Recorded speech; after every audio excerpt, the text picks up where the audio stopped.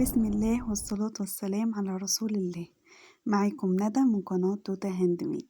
ان شاء الله هننفذ مع بعض النهاردة الحلقة الطارة ده بدون استخدام شاسيه الحلقة.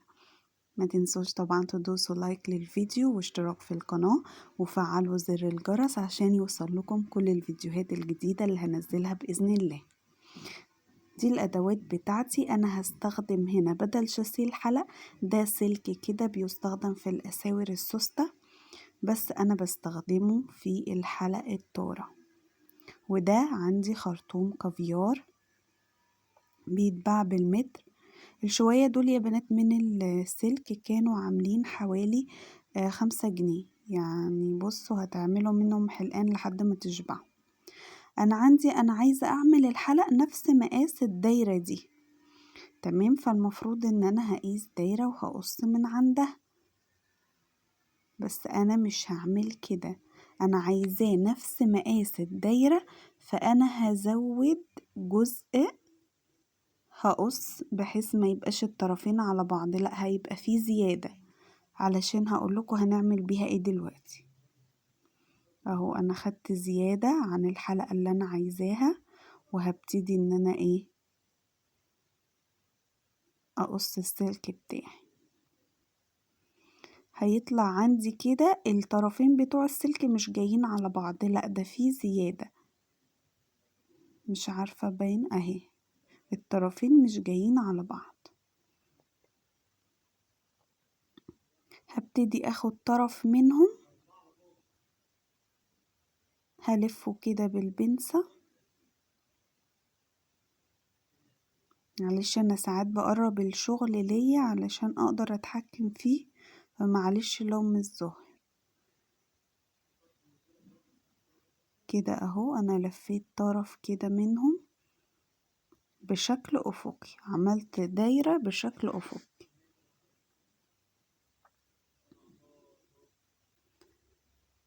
هبتدي هنا هقيس الخرطوم، طول الخرطوم اللي انا عايزة اقطعه، اللي انا هستخدمه للحلق.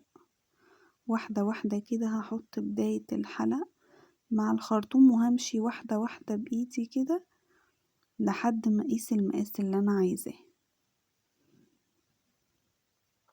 شايفين انا ماسكة الاتنين في ايدي، الحلق والخرطوم بتاعي. لقيت ان انا هقص لحد الجزء ده، هبتدي ان انا هقصه.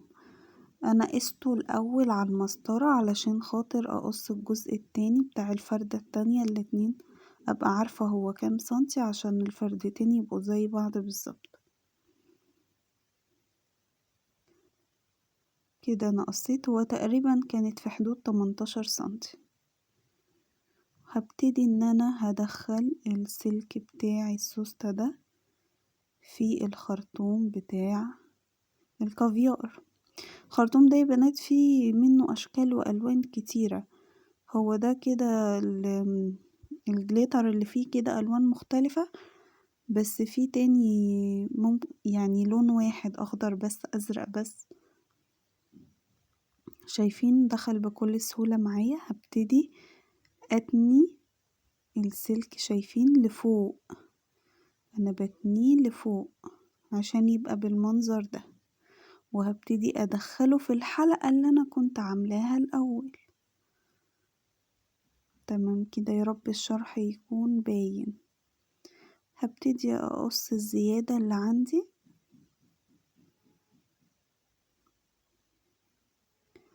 والجزء اللي اتفضل ده انا هعمل منه الحلقة اللي هتشبك في الهوك بتاع الحلقة. بس المرة دي انا هعمل الحلقة بشكل عمودي مش بشكل افقي زي الحلقة اللي فاتت، لان دي اللي انا هعلق منها الحلق في الهوك بتاعه، فلازم تبقى بشكل عمودي. انا هنا بحاول اظبطهم كده، اظبط الحلقات بتاعتي. بعتذر ان انا ايدي بعيد،